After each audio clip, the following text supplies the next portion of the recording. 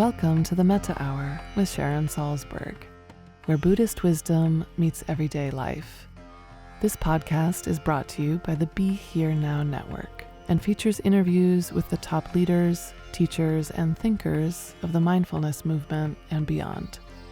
For more information, visit BeHereNowNetwork.com/Sharon. Hi, I'm Sharon Salzberg, and I'm speaking today with Dr. Shauna Shapiro. Shauna is a professor, clinical psychologist, and internationally recognized speaker in mindfulness and self-compassion. She spent 2 decades studying the benefits of mindfulness and compassion, publishing over 150 papers and 3 critically acclaimed books. Her TEDx talk, What You Practice Grows Stronger, has been viewed over 1 million times. Her most recent book, Good Morning, I Love You, Mindfulness and Self-Compassion Practices to Rewire Your Brain for Calm, Clarity, and Joy, was released in January of 2020 from Sounds True. Welcome to the Metta Hour. Thank you, Sharon. It's a delight to have you here. It's an honor to be here. That's a very long subtitle. It is. But they say subtitles are meant to really reveal what's in the book. And there you are. Mindfulness and self-compassion practices to rewire your brain for calm, clarity, and joy. When you have a title like Good Morning, I Love You, you need a little bit of unpacking. So I always like to start by having somebody describe how you first found mindfulness practice, why it became important to you, and how it shaped your life and your work. So when I was 17, I had spinal fusion surgery.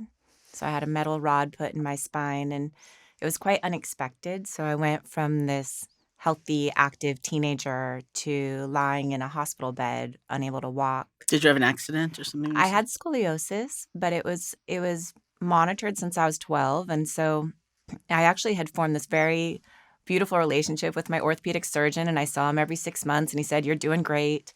And when I was 17, I went in for my routine checkup, and he said my spine was about to puncture my lungs and that we needed to operate immediately.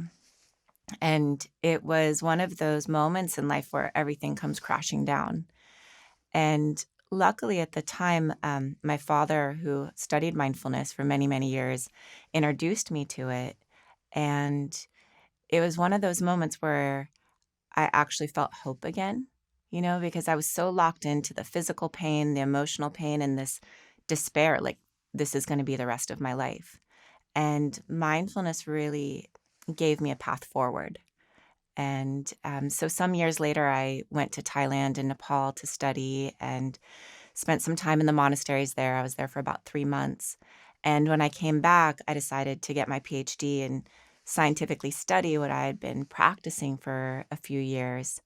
And that was 23 years ago. I think I published my very first paper then, and have really, really dedicated my career to how do we bring these practices to everyone? How do we take the deepest essence of them and look at it through a scientific lens and offer it in a very simple, practical way?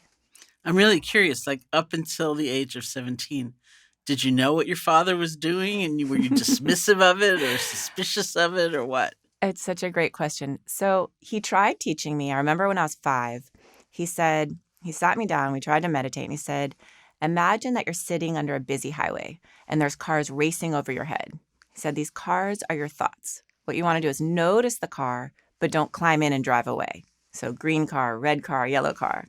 And I vividly remember that. And then I don't remember ever talking about it again until I was 17. But what was so beautiful is my father and I had a really challenging relationship in high school. And in fact, there was even a point where we weren't speaking and we were fighting all the time.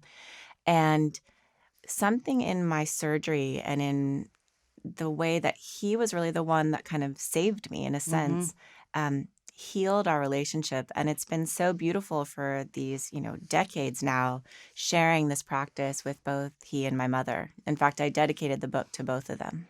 That's so lovely. That's really nice.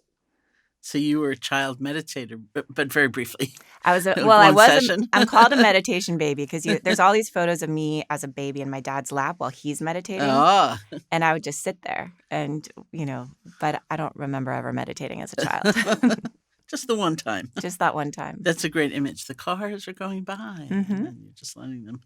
So the word mindfulness itself, of course, has become incredibly popular these days, and people use it in all kinds of different ways, in different contexts. And I'm wondering how you're defining it. Mm. So I agree. It's become so popular that it almost is meaningless at this point, and I think it's really important to be careful with the definition. So I actually spent, it's kind of embarrassing, years of my academic career developing a definition and model of mindfulness. I wrote a whole book on this model, and I tell people that's how academics are. We have to write hundreds of pages to prove our point, but in a simple way, I define mindfulness as having 3 key elements. Intention, which is just knowing, why am I paying attention? What's important? What do I value? Attention, present moment awareness. And then your attitude is this attitude of kindness and curiosity. And that's the part that I think is most often overlooked.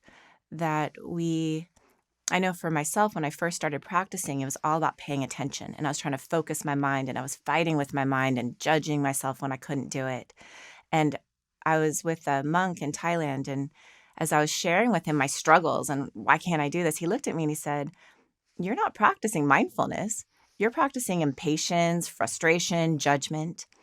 And then he said these 5 words. He said, "What you practice grows stronger."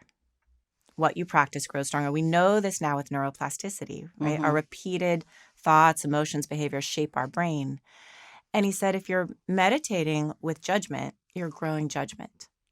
And he helped me understand that how we pay attention, our attitude, is key.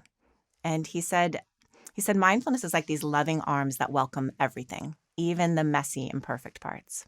I find that really fascinating because my impression is that even in earlier scientific efforts to evaluate is someone being mindful or not, what people were keying into was, do you know what's happening? Mm-hmm. Do you know you're angry? Do you know there's sadness arising? Do you know there's joy? And I kept feeling, well, that's so incomplete Mm-hmm. because there are lots of ways we can know. We can know with rancor. We can know with bitterness. We can Right. know with delight. We can know with interest. We can know with balance. And as I was always taught, mindfulness meant a kind of balanced awareness that implied, even if something was unwelcome, we would have an attitude of kindness because that's what would be the balance. That's what the Exactly. balance would look like. And I also see these days, this sort of, because it's so complicated, there's the mindfulness movement, and then there's the backlash, and then there's the backlash against the backlash. And then it's just like, that people are struggling to try to convey just what you conveyed, that there's kindness there, there's interest there, there's presence, but in a balanced way. You're not Right. really judging what you're seeing. And so people are struggling to somehow convey that because the word mindfulness for some people sounds so cold and Right. kind of clinical. And so they're saying, call it warm mindfulness, call it kindfulness, call it heartfulness. And I frankly am a little bit amused by all that because it's just mindfulness. Right. That's what mindfulness actually is supposed to mean. And I think it's crucial to understand that because I think a lot of what has popularized the interest in mindfulness has been the sense that if you practice this, you're practicing a kind of keen attention, which is true, and you will experience your life more fully. You'll taste the tea when you're drinking the tea. But that's only part of the picture. It's not only inhabiting our lives, it's understanding ourselves. And we won't understand on a deeper level unless we have kindness and interest. Exactly. And I think that for me has been one of the most important things to study, both from a scientific lens and a clinical lens, is, when I came back and started getting my PhD and became a clinical psychologist, I started working with a lot of different people. I worked at the Cancer Center with women with breast cancer. I worked with stressed out college students, high-level CEOs. And what I was most struck by is everyone was talking about the same thing, this tremendous amount of self-judgment and shame. And as they were practicing the mindfulness, it was with that really kind of judgmental, harsh, critical attention. And so even if they were getting better at paying attention, it certainly wasn't healing their life. And so I started studying the impact of shame. And what is fascinating is that when we shame and judge ourselves, it actually shuts down our capacity to learn. It shuts down, just like what you said, our capacity to understand, to have true insight. In fact, when we're judging ourselves, it's like there's an attack on us and we go into fight or flight. All our resources are shuttled to survival pathways instead of learning pathways. And so I try to explain to people this attitude of kindness and curiosity. It's not just like a side note or something nice to have. It is actually an essential part of the practice, just like what you're saying. Oh, that's great. What is the IAA model? So the IAA model is the intention, attention, Attention and attitude attitude. model. Okay. And it's just to help people kind of have a deeper understanding of what mindfulness is, that we need all three of these elements. If I'm just paying attention, but I'm not doing it in a welcoming, kind way, I'm kind of missing an essential part of mindfulness. If I don't even know why I'm paying attention, I don't know my intention, again, we're missing an essential piece. I think the intention really contextualized mindfulness for me, that you're not just sitting down, oh, okay, I guess I'm meditating. It's like, well, why am I doing this? May it be of benefit? May I be a more present mother, or may this help heal our world? Whatever the intention is, I think there's a power in just setting it. Beautiful. I'm curious in terms of the science, because obviously that's not my background. I come from a much more personal and practical place. What do you think the science shows as the real benefits of mindfulness? And do you think it can show the real benefits? It's a great question. I think science can capture a certain dimension of mindfulness, and I think it's really important to do that. And then, of course, there's the subtle impacts of this practice that we couldn't possibly measure. And yet, what I found is that the science helps instill faith in people.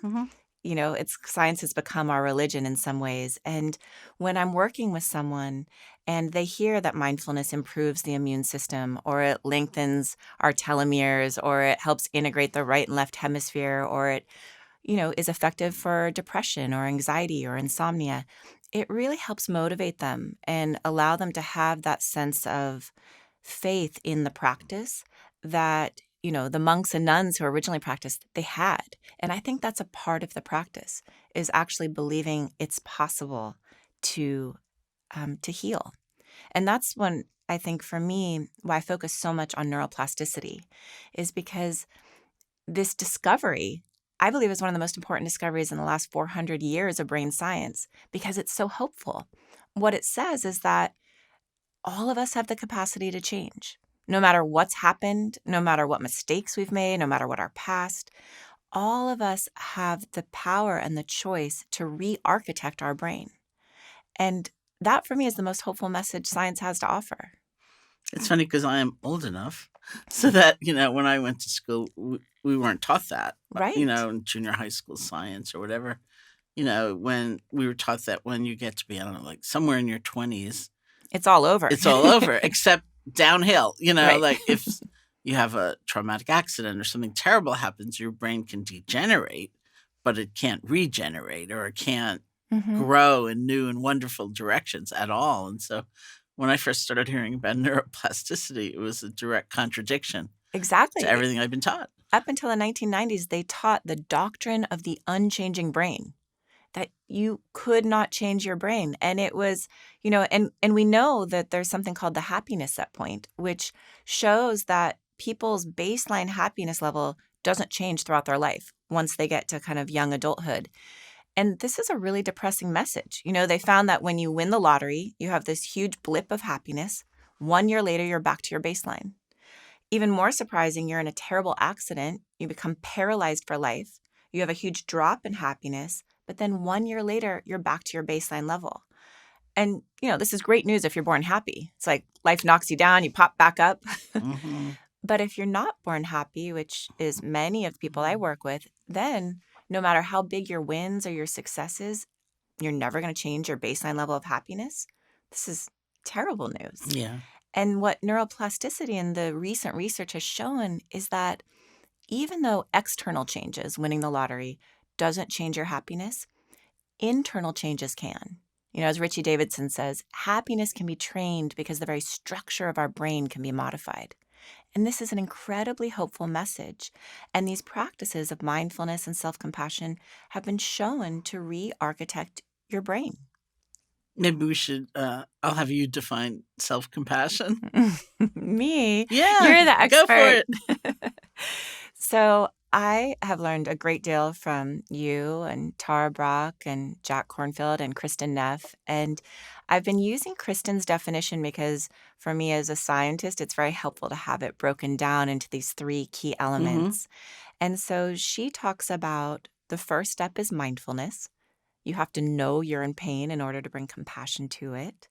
The second step is kindness, to really treat yourself as you would a dear friend. And then the third step is this common humanity, this recognition that you're not alone in your suffering, that we all suffer, that it's human to suffer. And that definition I find is very simple and easy for people to practice, to actually integrate into their daily life. And it was interesting as I was practicing originally, I was practicing the kindness part and I was imagining what a dear friend would say to me. Right? So imagining what someone I loved would say to me if I had yelled at my son and I was feeling really ashamed. And I noticed it didn't work at all because I'd be like, oh, yeah, they're just trying to be nice to me. And it actually took me imagining what I would say to a dear friend. And all of a sudden, the love and the compassion opened in my heart.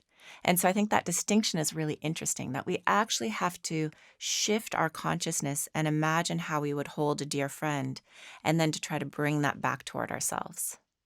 I asked at this point in the conversation because you talked about Richie and you talked about training.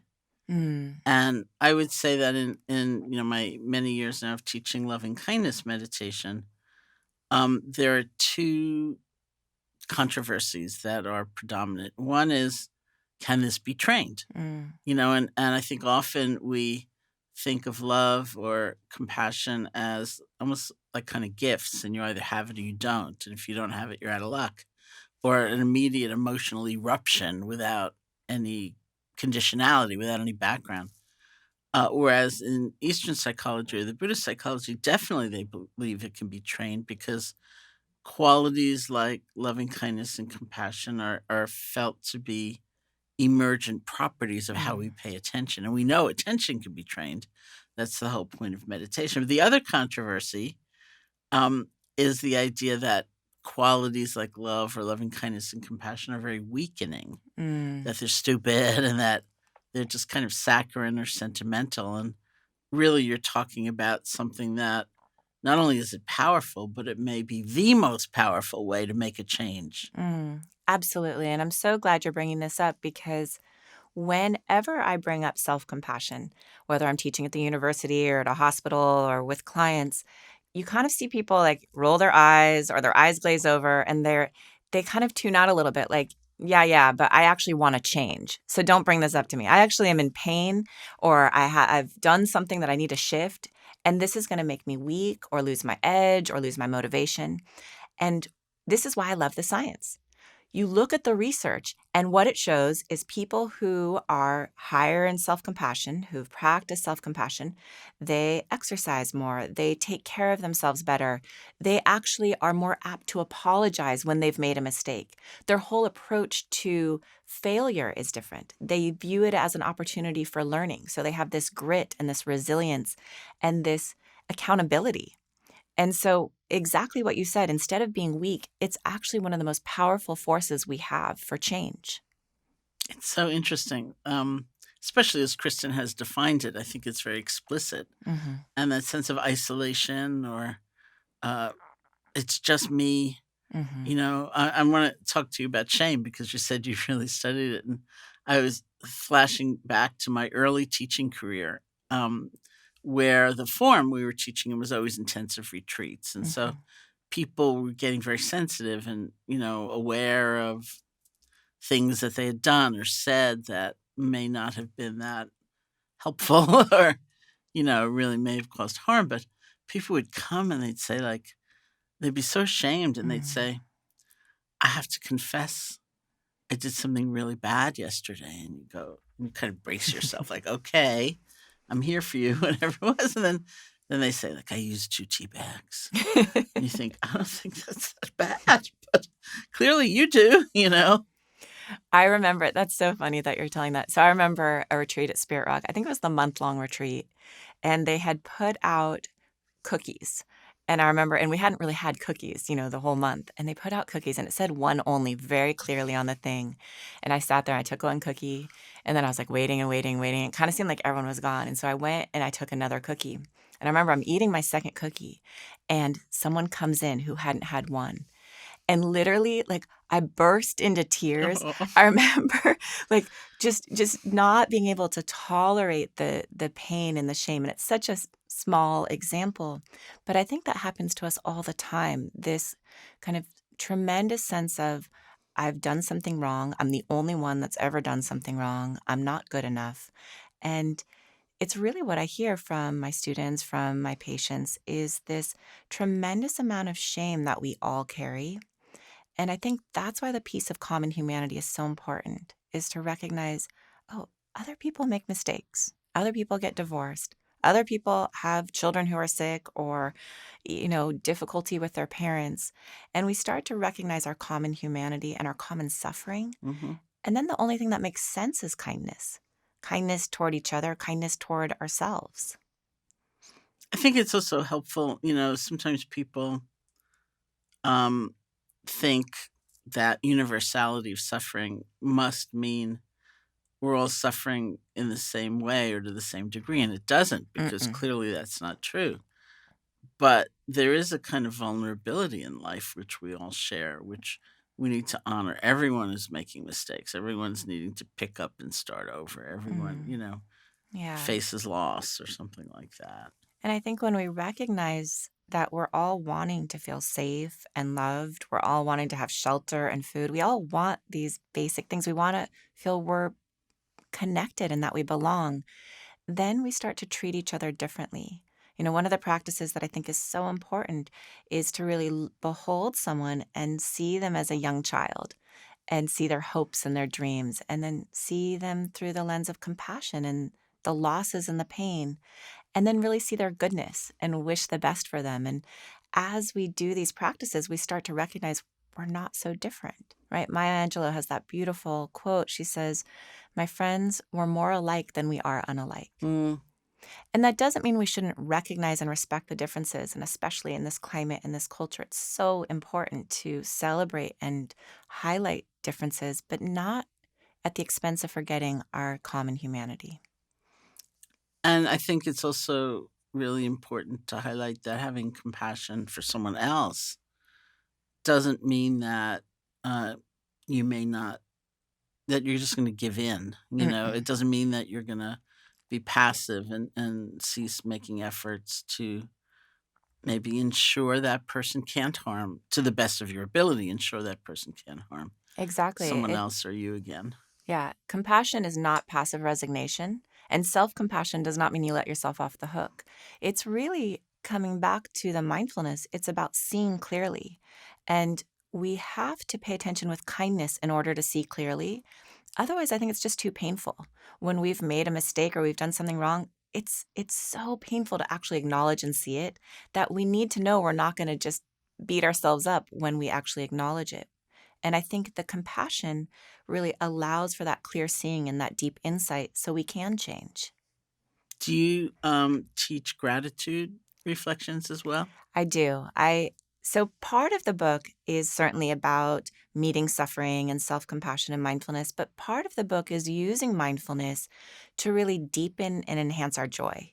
And so there's a whole chapter about taking in the good and how do we kind of hardwire happiness and how do we encode our beautiful experiences in our long-term memory. And one of the 7 practices in that chapter is gratitude practice, which I enjoy every single day. I think it's such an important practice to incline the mind toward what you're grateful for, what you appreciate, And we actually do it at dinner every evening, that we have to go around the table and say our one good thing. And sometimes the kids roll their eyes, but it's a wonderful way to just plant that seed of gratitude. That's wonderful. Once somebody came to me in a retreat and she said something like, I've decided to look for one thing a month I can be grateful for. And I said, I don't think that's enough, Like, try one a day. And yesterday on Twitter, I read this quote from David DeSteno. I didn't actually read the article, but he must have done some research or was promoting some research about gratitude. And it said something like, most people think that if you're grateful, you're going to, and this is a paraphrase, but he said it better than this, but something like most people think that, or conventionally it's thought that if you're grateful, you'll be just like satisfied with crumbs, you'll be complacent. Mm. And he said, but really the research is showing that if you practice gratitude, you have higher expectations of what life can deliver. Absolutely. I think you have more hope and optimism. I mean, even if you want to try right now, and people listening, if you just take a moment and think about someone that you're grateful for, someone who's supported you or done something kind, a dear friend, and what I notice is the first person that comes to mind, right? I often think of my grandfather. All of a sudden, my whole face lights up. I can feel the smile kind of move up into my eyes, and I feel this energy and this warmth. And so what you notice is that gratitude actually motivates you. It fills you with energy. It nourishes you, far from making you complacent. It allows you to really, I think, engage with life more fully and feel like you have support. That's great. I'm very curious. How did you name the book Good Morning, I Love You? It definitely was a conversation with my publishing house and many others, because everyone said you're a scientist, and if you name it Good Morning, I Love You, it's not going to show your scientific background clearly. And yet the reason I chose to name it that is this practice was the most powerful practice I've experienced. And it shifted something in me that nothing else did. And so it came about kind of organically. I was going through a very difficult divorce many years ago, and I felt this tremendous amount of shame and self-judgment. I'm a therapist, I'm a meditator. Why couldn't I make this work? And especially because we had a young son. And at the time, one of my teachers saw how much I was judging myself and said, I think you should start practicing compassion practice, loving kindness practice. And she said, how about just saying, I love you, Shauna, every day? And I was like, no way. It just sounded so contrived and inauthentic. And she saw my hesitation and she said, how about just saying, good morning, Shauna? When you wake up, she said, try putting your hand on your heart. It releases oxytocin. It's good for you. She knew the science would win me over. And just saying, good morning, Shauna.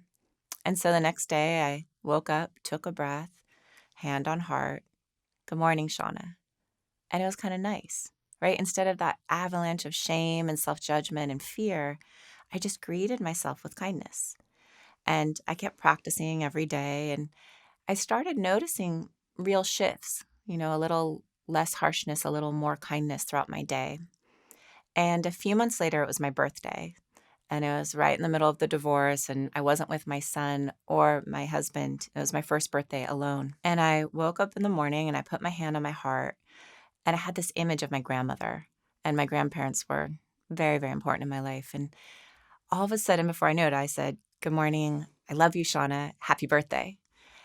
And it was as if the dam around my heart burst.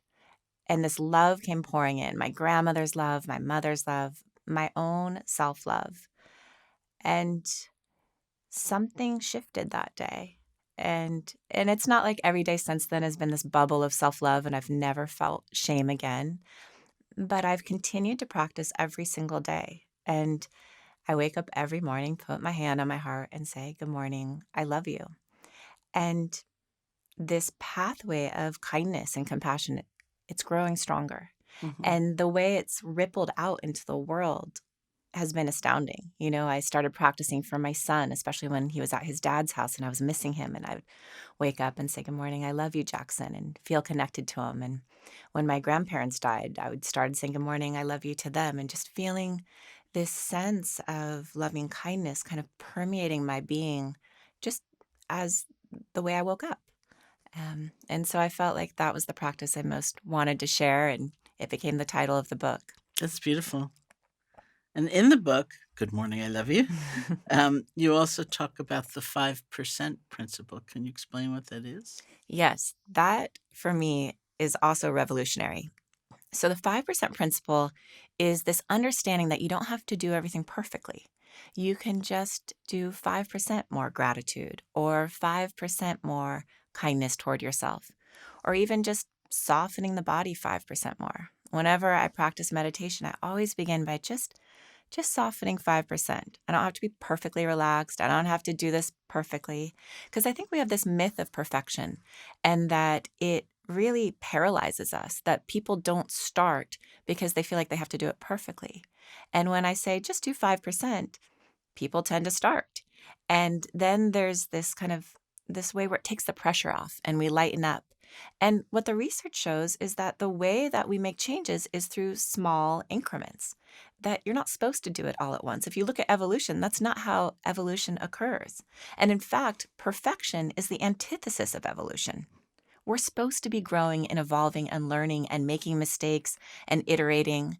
I think Ben Franklin said, I haven't failed. I've just learned 1,000 ways that don't work. Mm-hmm. And Mm-hmm. I love that, is to really shift our relationship to change and to see it as a process. So I'm obviously somewhat outside the scientific community, but it seems to me that earliest meditation studies, which were either about self-reporting, were really being done largely by neuroscientists. So it was a lot about changes in the brain. And it seems to me there's a greater emphasis on genetic expression and other means of assessing Mm. scientifically whether something is having an effect or not. Is that so? Or? I think that's true in one sense. That's certainly what's popular. But I think there's also attention to kind of our, you know, intersubjective experience, which I think is incredibly valuable, Mm-hmm. and to making sure that we look at both novice meditators and what happens after an 8-week program, but also looking at long-term meditators and looking not only at changes in their brain, but really their subjective experience of life. Because I think this also informs us of the depths that we're trying to teach. And what I love doing in my research, and I learned this from Roger Walsh, who's been a wonderful mentor and dear friend in my life for many years, since I was born, actually. And what he taught us is that we should always, as scientists, be either practicing or working with someone with a deep practice so that we actually know the questions to ask, so that we actually have an understanding from the inside out. Mm-hmm. And I think that's essential for science to really have an impact in bringing these practices in a meaningful way to people. And it also seems to me, well, I think this must be true, um, that there's more and more research being done on compassion and loving kindness, and not, strictly speaking, only mindfulness. Absolutely, as it should be. And Barb Fredrickson has been doing some wonderful research, as you well know, and really bringing self-compassion and especially loving kindness into the field in an empirical way and showing the power of these practices. I think we've only scratched the surface in what we've done in meditation research. And even with its popularity, we still, our research is so clunky. Mm-hmm. It's so, there's so much more rigor and nuance that needs to be applied. And it's really about asking the right questions. And that's why I truly believe that there has to be this marriage between the practitioners and the scientists, or even better, the scientists practice and the practitioners do, that we really have to start to ask the questions from the inside and from the depths of practice. That's very interesting because, of course, being as old as I am, there's, I can remember the time when if somebody, well, I was teaching once somewhere, and the last question was from a therapist, and she said, "There's so much pressure to try to bring mindfulness into my clinical practice," and she said, "I don't feel really qualified Mm. to teach it." And I was like practically rolling on the floor. I said, "There's pressure to bring mindfulness into your therapy practice?" And then the next day, I happened to be at a meeting, and there were two psychiatrists there. So I brought up the story, and one of them said, "Oh, I remember when I had to hide that. It's so If I interesting. was a practitioner, it was like not to be disclosed.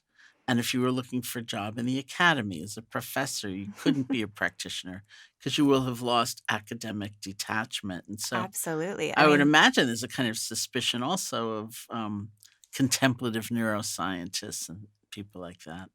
I think it's becoming less and less. I mean, when I started my PhD, it was in 1998.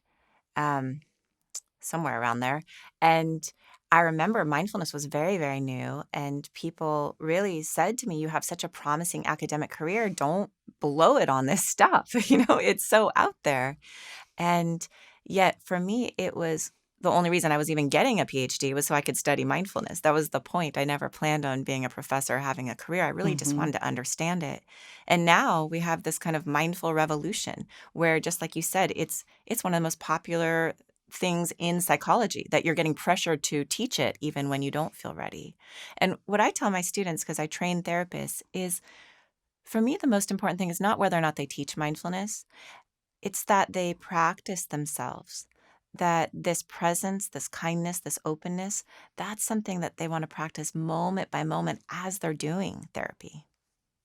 Well, because of my background, I went to India when I was 18, and um, because it's been such a strong part of my life, I almost don't see how people can actualize their deepest values without that training, because I've had access to that training, and so it's helped me kind of Mm. make real the things I really care about. And I have a friend who's British. He grew up in the Church of England, and he said that when he was even very young, like maybe 9 years old, he'd just be thrilled every time he heard somebody say, "Love thy neighbor as thyself." And but then he started asking questions, and his big question was, "Well, how?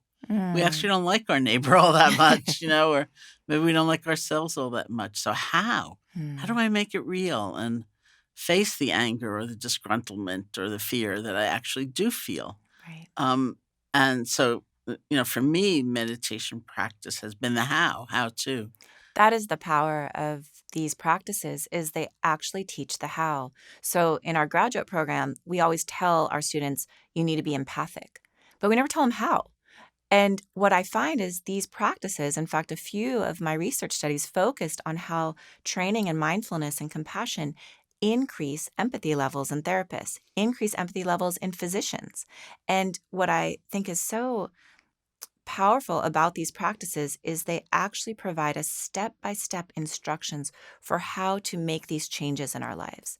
And that was really the intention of the book, was to fill it full of practices that people can integrate in their life that science has shown can change it. So is that the most important thing you'd like readers of the book to take away is the sense of how? The sense that change is possible and that this is a path forward, that so many people feel like they're beyond reach. And as I mentioned before, that it's too late to change. And so I think one of the most important messages of this book is that it's never too late and that all of us have the capacity to grow these resources through practice. I want to just go back for a moment to something you just said when you talked about empathy. Because I find at this stage of my life, I seem to be working a lot with caregivers, either Mm. people who are in some professional roles so that they're taking care of others, or personally their parent or their child or something like that. And it seems that um, a lot of people in that position uh, have a lot of empathy, actually, Mm. but there's sometimes something else missing so that they're out of balance and they're burning out. Yes, it's so important. I'm so glad you're bringing this up. So there's been some new research from Tanya Singer's lab, and It's really interesting. What they're showing is that when we feel empathy, the pain centers of the brain light up. So when we see someone suffering, it makes sense. Our mirror neurons allow us to feel, to empathize. So you see someone stub their toe and you're like, ooh, ouch. What happens though is when that continues, it can lead to burnout. And that what we actually need to do is use empathy as a gateway to compassion. Because what they found in the laboratory is that when we feel compassion, the reward centers light up, the positive centers light up, because we're feeling our care for the person and our desire to help. And so the key when you're working with caregivers, which I work with a lot, is to help them transition out of the pain they're feeling and the sadness and the kind of wretchedness of seeing someone else in pain to feeling their love for that person, to feeling their desire to care. And then I tell my students this, actually, I tell them, this is your protective suit. It's tough out there and you're going to see a lot of pain and you're going to feel it. That's what drew you to this profession. This is what's going to protect you is compassion. It's not numbing out that, how they teach you. It's not pulling back. It's going in and through. That's really interesting because I'm told that if you Google a certain term, Google will make suggestions believing that you're likely searching for this association because so many before you have searched for that particular association. So if you type in compassion, fatigue will come up very quickly. And that is a misnomer. It should be called empathy fatigue, not compassion fatigue. In fact, I'm working on a paper right now because I really want to clarify this for the field because I think, especially for therapists and caregivers, this is a really important distinction and it will help protect them to learn that empathy, it's not bad, but it's a gateway. It's a stepping stone to compassion. Yeah, I think it's really, I read somewhere, and you would know, clearly much better than I, that people tend to enter medical school with a certain level of compassion and they leave with a much less level of compassion. This was my master's thesis. This was my very first publication, is I read that exact study. This was ages ago. And what they showed is that you enter medical school with this kind of altruistic, empathic, compassionate, want to save the world, and you leave feeling very disheartened, despairing, and kind of bitter and numb. That's not what we want to train in our healers. And so the very first study I did was teaching mindfulness to medical students to see if we could increase their compassion and their empathy. And we did. Okay. When was that study done? Do you remember? That study was published in 1998. Wow. The Journal of Behavioral Medicine, my very first study. Wow, how great. 22 years. I asked the right person the right question. You did. Wow. Because, to some extent, I would only imagine that happens not only because of experience of so much suffering, but because you're trained, as you put it, to step back, to disconnect in some way. They're practicing behaviors that are not conducive to healing. Mm-hmm. They're trained in how to have kind of this capacity to detach. That actually requires a tremendous amount of energy and doesn't protect you. It just costs you energy and dehumanizes the human being that you were called to help. Well, thank you. I mean, this particular discussion is very close to my heart as well as, everything else we've talked about because it's so often the case that people are championing empathy training, which is very important. It is a huge stepping stone. But I keep thinking of those people that I know, who are international humanitarian aid workers, who are hospice nurses, who are parents. They already have empathy. They don't need to be trained in empathy. They were drawn to this because of their incredibly tender, good hearts. Yeah. What we need to teach them is how to use skillful means to use that empathy and shift it into compassion so that they're empowered and they're protected. Yeah. Thank you. That's really beautiful. So we're coming toward the end of our time. I wonder if you could lead us in some kind of guided practice. I would love to. So maybe just take a moment and settle into wherever you're sitting. If you're driving, please keep your eyes open and do not practice. And just take a moment to arrive your attention in your body, to just let it settle into the body. Maybe just wiggling your toes to help anchor your attention. Feel your feet in both legs. Feel your seat, your hips, your buttocks. Feel your spine straight and upright, shoulders relaxed. And just sensing both arms, hands, your belly, your chest. Feeling your face and softening your jaw, softening your eyes and your forehead. And all we're doing is just arriving our attention in the body. And then I like to let a gentle smile just rest on my mouth, just as a way to remind myself to bring this attitude of kindness to my attention. You can even sometimes feel this smile kind of crinkle up into the eyes, just as a way to welcome whatever's here. Feeling the breath and just experiencing it as it flows in and out of the body, oxygenating the body with each in-breath, releasing with each out-breath.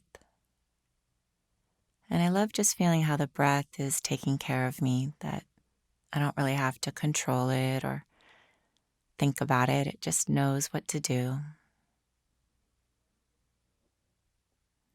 And then maybe if it feels comfortable, just placing your hand on your heart and see if you can feel your heartbeat.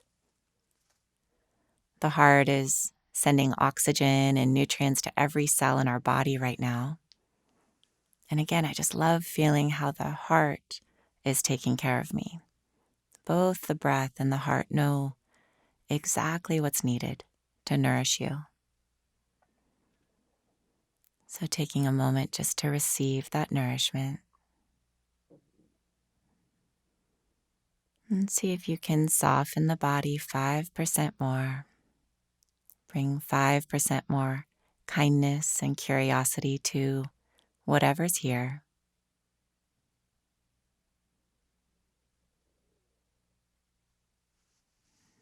And as you're ready, you can put your hand back in your lap and just resting with the whole body.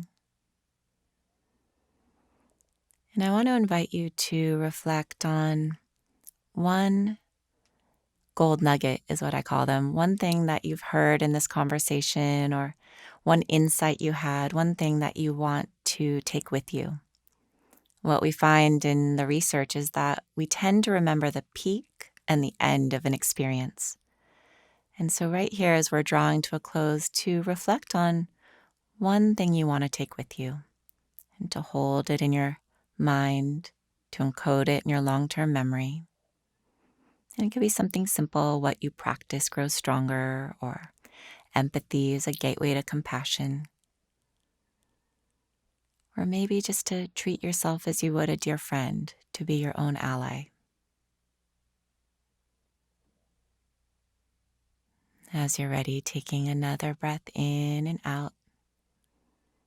And you can let some light come back in through your eyes. Maybe even just stretching your arms above your head. I don't have any science behind the arm stretching, but it always feels really good. Good. Thank you so much.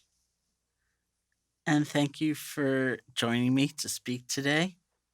If you'd like to learn more about Shauna's work, you can check out her website at www.drshaunashapiro, that's DrShaunashapiro.com.